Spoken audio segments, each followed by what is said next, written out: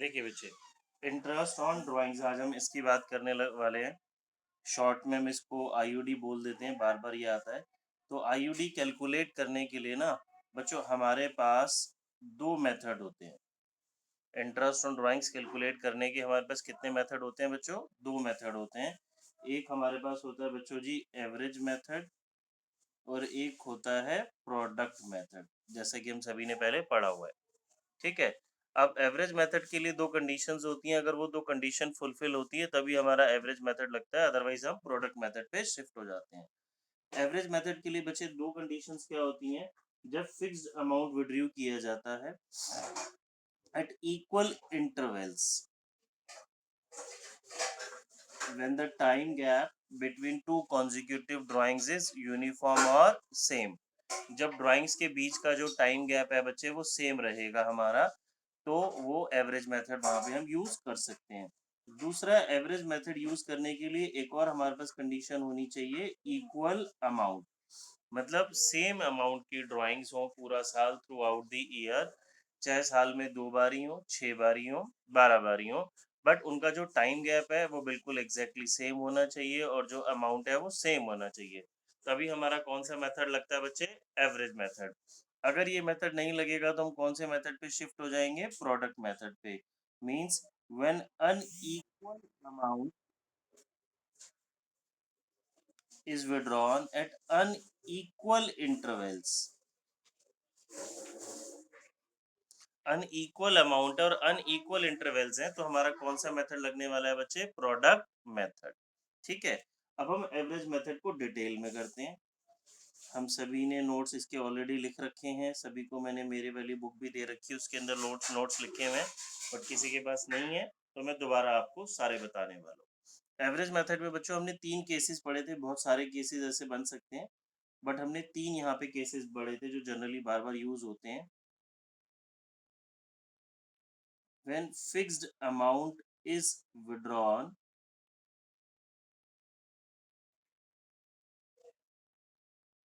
when fixed amount is withdrawn in the beginning slash middle slash end of every month, जब आप fix पैसा निकाल रहे हैं हर महीने के बिगनिंग में, मिडल में, एंड में, तो हमारे पास बच्चों इंटरेस्ट ऑन ड्राइंग्स कैलकुलेट करने का फॉर्मूला होता है total drawings into rate upon 100 into 6.56 5.5 upon 12। ये जो टाइम पीरियड है बच्चों ये एवरेज बेसिस पे बनाया गया है। इसकी मैं आपको डेरिवेशन, इसका एक फॉर्मूला भी सारा कुछ बताऊंगा, बट अभी आप इतना याद रखें, अभी बताऊंगा, आज की क्लास में बताऊंगा। अगर हमारे पास एक फिक्स अमाउंट हम विड्रू कर रहे हैं, थ्रू आउट द ईयर निकाल रहे हैं, दैट मीन साल में 12 बारी आप अगर पैसा निकाल रहे हैं, तो हमारा ये वाला मेथड लगने वाला है, ये वाला फॉर्मूला। रेट आपको ऑलवेज गिवन होगा, इसका मतलब है मंथ के बिगनिंग, मंथ का मिडल और मंथ का एंड। ठीक है। अभी मैं पूरा आपको आगे करके दिखाने वाला हूँ। फिर आ जाते हैं बच्चों जी केस 2 पे।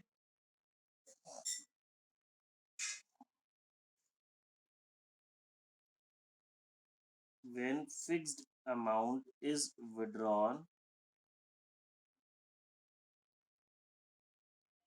In the beginning slash middle slash end of every quarter. बच्चों क्वार्टर मतलब साल में कितने क्वार्टर होते हैं? 4 क्वार्टर होते हैं। एक क्वार्टर में 3 महीने होते हैं, तो साल में कितने क्वार्टर हो गए? 4। तो इसमें नंबर ऑफ जो ड्राइंग्स होंगी बच्चों वो मेरी कितनी होंगी? 4। दैट मीन्स अगर एक पार्टनर विड्रू कर रहा है हर क्वार्टर में, तो वो टोटल कितने टाइम्स ड्राइंग्स कर रहा है? 4 टाइम्स। तो यहाँ पे बच्चों जी मेरे पास फॉर्मूला होने वाला है IOD equals to total drawings into rate upon 100 into 7.56 4.5 upon 12। ठीक है बच्चों जी। टोटल ड्राइंग्स मतलब अगर एक पार्टनर 1000 रुपीज विड्रू करता है एक क्वार्टर में, तो टोटल कितने क्वार्टर हो गए बच्चों? 4। तो टोटल ड्राइंग्स कितनी हो जाएंगी मेरी? 4000। रेट मुझे ऑलवेज गिवन होगा, क्वार्टर का बिगनिंग बोल रहा है तो 7.5/12, क्वार्टर का मिडल बोल रहा है तो 6/12, एंड बोल रहा है तो 4.5/12। फिर आ जाते हैं बच्चों केस 3 पे। When fixed amount is withdrawn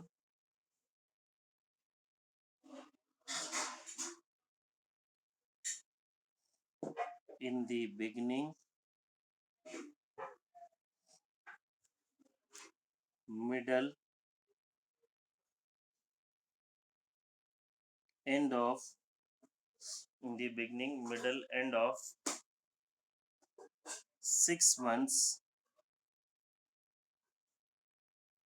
मतलब इसमें जो मेरी ड्राइंग्स की हैं बच्चे, वो पार्टनर ने कितनी बारी की हैं? 6 बारी। 6 मंथ्स का मतलब ये नहीं है कि हाफ ईयरली साल में 2 बार ही निकाला है, कॉन्टिन्यूसली उसने पैसा 6 बारी निकाला है, 6 मंथ्स में निकाला है। तो जो टोटल ड्राइंग्स होंगी वो मेरी रहेंगी 6। तो total drawings into rate upon 100 into 3.5, 3, 2.5 upon 12। मतलब जी, अगर एक पार्टनर 1000 रुपीज विड्रू करता है और इस कैटेगरी में फॉर 6 मंथ्स मुझे बोला गया है, तो दैट मीन्स वो कितने पैसे विड्रू कर रहा है? 1000 एक महीने निकाल रहा है एक बारी। तो टोटल ड्राइंग्स हो जाएंगी 6000, 6 टाइम्स उसने पैसा निकाला। रेट मुझे गिवन होगा, 6 मंथ्स का बिगनिंग होगा तो, मिडल होगा तो, एंड होगा तो। ठीक है, अभी ये कैसे बना ये सारा कुछ मैं आपको सिखाने वाला हूँ। फिर आगे आते हैं बच्चों हम नेक्स्ट प्रोडक्ट मेथड पे। ये हमने एवरेज मेथड की मेन बात की। देखिए प्रोडक्ट मेथड पे आते हैं। प्रोडक्ट मेथड बच्चों हमने क्या पढ़ा था? When unequal amount is withdrawn at unequal intervals, तो हम कौन सा मेथड यूज करते हैं? Product method. तो अब यहाँ पे मेरे पास जो आईयूडी होगा वो होगा बच्चे जी प्रोडक्ट। प्रोडक्ट का मतलब जो भी हमारी टोटल ड्राइंग्स आएंगी बाय प्रोडक्ट मेथड, वो कैसे अभी हम करके देखेंगे। इनटू रेट अपॉन 100, रेट बच्चे मुझे गिवन होगा इनटू 1/12। प्रोडक्ट मेथड में याद रखेंगे बच्चों ये 1/12 फिक्स होता है। ठीक है जी, ये 1/12 फिक्स होता है। डन। फिर कुछ मैं आपको कुछ इंपॉर्टेंट पॉइंट्स बताता हूँ आईओडी से related.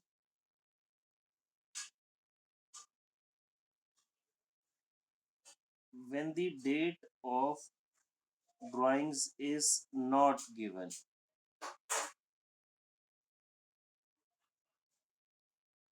when the date of drawings is not given,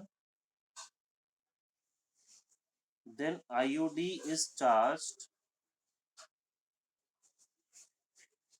for 6 months on average basis। बच्चे क्या मतलब हो गया?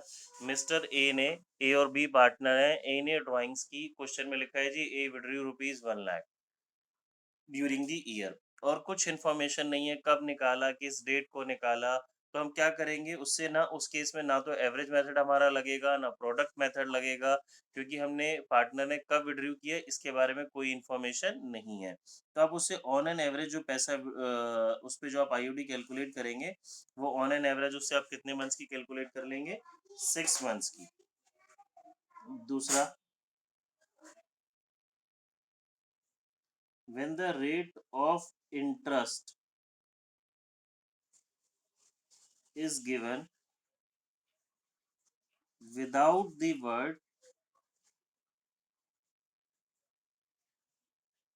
per annum, बच्चों ये बहुत इंपॉर्टेंट बात है।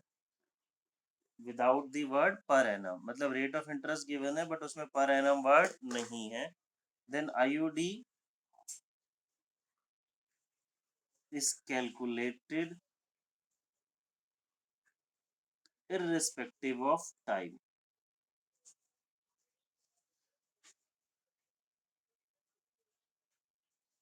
मतलब फिर आप वहां पे टाइम पीरियड कंसीडर नहीं करेंगे। ठीक है, बात समझ में आई बच्चे? चलिए, अब हम एवरेज मेथड को दोबारा से समझते हैं, डिटेल में काम करना, क्वेश्चंस करना शुरू करेंगे। बच्चों देखो, ठीक है बताता हूँ। बेटा सेकंड पॉइंट का भी मैं क्वेश्चन कराऊंगा तो और बेटर समझ में आएगा, बट बता देता हूँ। When the rate of interest is given without the word per annum, then IUD is calculated irrespective of time period. इसका क्या मतलब हुआ जी? देखो, हमें नॉर्मली रेट ये गिवन होता है ना 10% पर एनम, तो आप एवरेज मेथड, प्रोडक्ट मेथड या फिर टाइम पीरियड के बारे में सोचेंगे कि कितने मंथ्स उसने पैसा यूज किया। बट अगर डेट ऑफ ड्राइंग्स, सॉरी, अगर जो हमारी परसेंटेज होती है रेट की, उसमें एक वर्ड गिवन है जी सिर्फ 10%, उसके साथ वर्ड पर एनम नहीं है। अगर वर्ड पर एनम नहीं है तो यहाँ पे आपको टाइम पीरियड कंसीडर नहीं करना। ठीक है, आप directly suppose 1 lakh rupees partner ने विड्रू किया तो 1 लाख का 10%, 10,000 निकाल कर लिख देंगे, और कुछ उसमें आपको करने की जरूरत नहीं है। क्लियर है बच्चे? चलिए, अब एवरेज मेथड की बात समझते हैं। बच्चे देखो, अगर एक पार्टनर, मेरी बात सभी स्टूडेंट ध्यान से समझेंगे, अगर हमारा एक पार्टनर, हम कहते हैं जी ABC पार्टनर है, मिस्टर जो ए है, हर मंथ के बिगनिंग में, फॉर एग्जांपल जी, हर मंथ का बिगनिंग 1 अप्रैल, 1 मई, 1 जून, इस तरह से करते करते 1 मार्च तक वो हर मंथ के बिगनिंग में 1,000 रुपीज की ड्राइंग्स करता है। तो अब आईयूडी कैसे कैलकुलेट करेंगे बच्चों? हमारा एक बचपन से जो हम मेथड पढ़ते आते हैं, PRT/100, अगर हम वो लगाएंगे तो अब हर एक ड्राइंग को इंडिविजुअली एक एक बारी सॉल्व करेंगे। जैसे कि जब उसने 1 अप्रैल को पैसा विड्रॉ किया तो 1,000 का सपोज रेट 10% गिवन है, आप इंटरेस्ट निकालेंगे जी फुल ईयर का। फिर जो उसने अगली ड्राइंग की 1 मई को, ये कितने मंथ्स यूज किया बच्चों उसने? 11 मंथ्स। फिर अगली ड्राइंग की उसने जून में, तो अप्रैल और मई तो चला गया, ये मंथ्स तो उसने पैसे यूज नहीं किए, तो ये पैसा उसने कितने मंथ्स यूज किया? 10 मंथ्स। ठीक है, आप इस क्वेश्चन को ऐसे सॉल्व करेंगे तो 12 बारी कैलकुलेशन करनी पड़ेगी, और ये 12th स्टैंडर्ड का फिर नहीं रह जाएगा। समझ रहे हैं? बहुत इसमें टाइम वेस्ट आपका हो जाएगा अननेसेसरी। ये मेथड भी गलत नहीं है, बट हमें ये मेथड यहाँ पे फॉलो नहीं करना। तो जब हम इस टाइम पीरियड की एवरेज ले लेते हैं, 12 मंथ्स, 11 मंथ्स, 10 मंथ्स, इस तरह से आप एवरेज लोगे तो वो एवरेज वही आ जाएगी जो अभी हमने लिखी थी। 3 केसेस में 6.51, 6 मंथ्स, 7.5 मंथ्स। बात बच्चे समझ में आ रही है मेरी सभी को? तो हमें ये वाला मेथड यहाँ पे फॉलो नहीं करना, फॉलो करेंगे तो गलत नहीं है, बट जब ड्राइंग्स 12 बारी है, 6 बारी है, तो ये वाला मेथड अननेसेसरी, बहुत हमारा टाइम कंज्यूमिंग मेथड है, इसको हम अवॉइड करके डायरेक्टली एवरेज मेथड पे आ जाएंगे। अब कुछ स्टूडेंट्स को शिकायत होती है, सर ये जो टाइम पीरियड है आपने लिखवाए, ये हमें लर्न नहीं हो रहे, या फिर कुछ और एग्जाम में उसने कुछ और, जो हमने 3 स्टैंडर्ड अभी लिखे पूरा through out the year, 6 months लिखा, फिर हमने क्वार्टरली लिखा, इसके अलावा एग्जामिनर ने कुछ आपको और कॉम्बिनेशन उसने दे दिया। ठीक है, तो उसके लिए बच्चे हमें एक फॉर्मूला याद करना है, एक डेरिवेशन का, months left after first drawing, ये लिख लेंगे, ये इससे आपकी सारी प्रॉब्लम सॉल्व हो जाएगी। Months left after first drawing plus months left after last drawing whole divided by 2. Months left after first drawing plus months left after last drawing upon 2। जैसे ही आप ये फॉर्मूला लर्न कर लेंगे, आपकी एवरेज मेथड की सारी प्रॉब्लम सॉल्व। कैसे जी? देखिए मैं आपको करके दिखाता हूँ। सपोज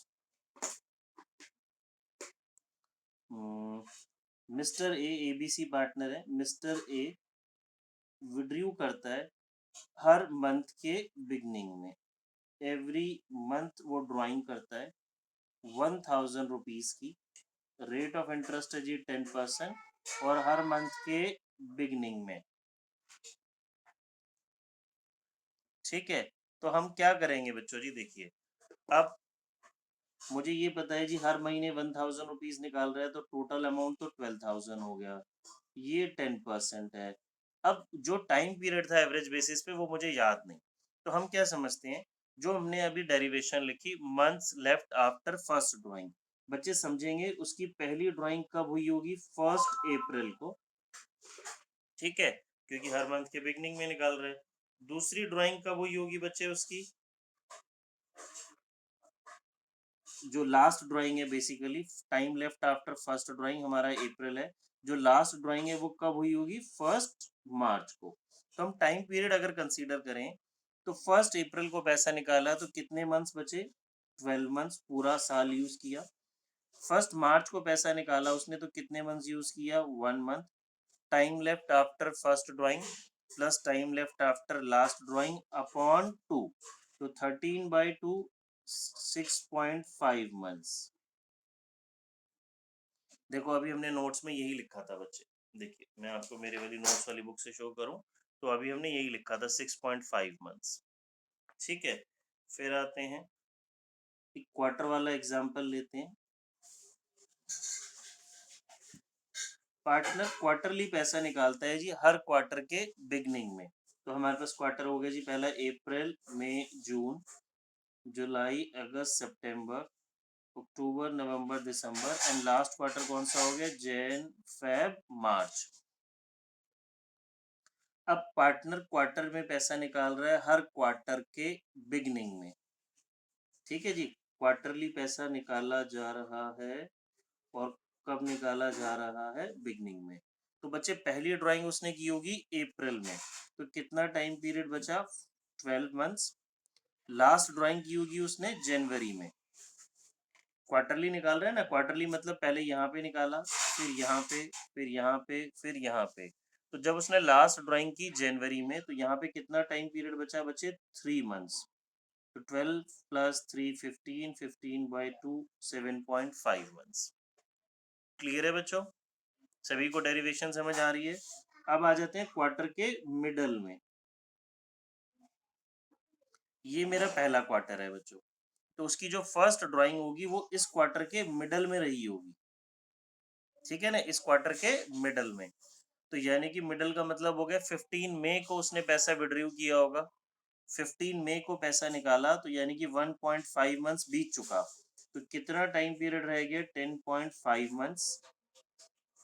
ठीक है, लास्ट ड्राइंग की होगी जी उसने यहाँ पे, ये वाला लास्ट क्वार्टर है इसके मिडल में, यानी कि 15 फेब को। तो कितना टाइम पीरियड रहा, 1.5 मंथ्स, हाफ फेब और फुल मार्च। तो 12/2 6 मंथ्स। देखिए अपने नोट्स में हमने यही लिखा था बच्चों।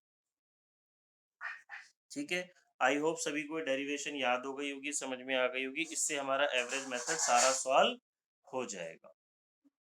क्लियर है, चलिए आपको कुछ क्वेश्चंस देते हैं, जितना हमने पढ़ा उसको थोड़ा सा रिवाइज करते हैं। देखिए बच्चों, सपोज क्वेश्चन में लिखा है ABC partner mister A withdrew ₹1 lakh during the year and the rate of interest is 10% per annum। बच्चों बताएंगे कैसे सॉल्व होगा, इसमें एवरेज मेथड लगेगा, प्रोडक्ट मेथड लगेगा, क्या होगा। आप अनम्यूट कर सकते हैं अपने आप को, अनम्यूट करके फटाफट से आप आंसर दे सकते हैं, चैट बॉक्स में लिख दीजिए।